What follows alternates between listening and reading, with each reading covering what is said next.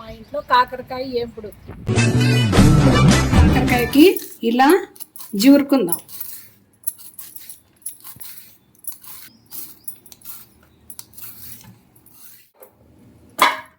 ఇలా కాకరకాయల్ని కడుక్కోవాలి.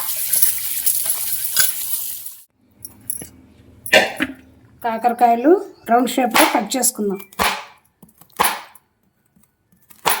కాకరకాయ ఏంపుడుకి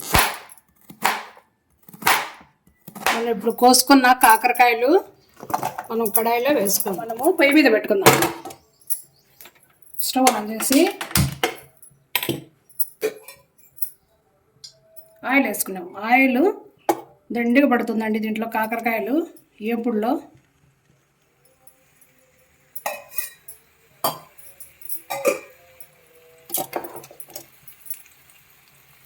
ఒక అర్ధగంట 30 నిమిషాలు పడుతుంది.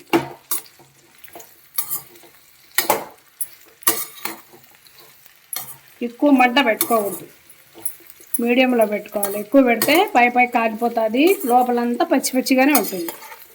కాబట్టి మనము మీడియంలో పెట్టుకొని వేయించుకుంటూ ఉండాలి. ఇలా తిప్పుకుంటా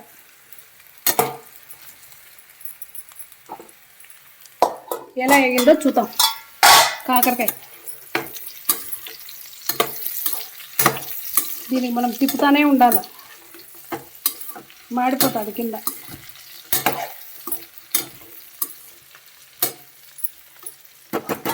మళ్ళీ మూత వేస్తాం.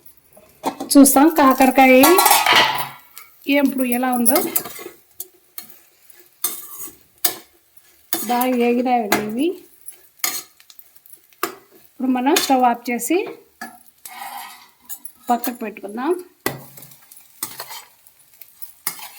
Wow, super.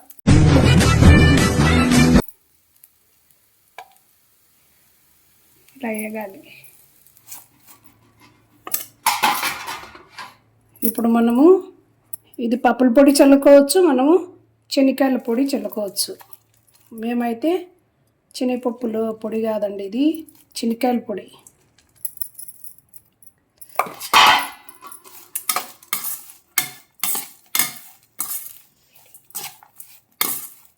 దీంట్లో కొబ్బరి పొడి కానీ చల్లుకోవచ్చు.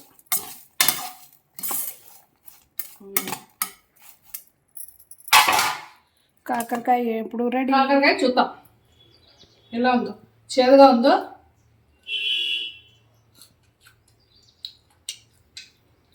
బాగుంది.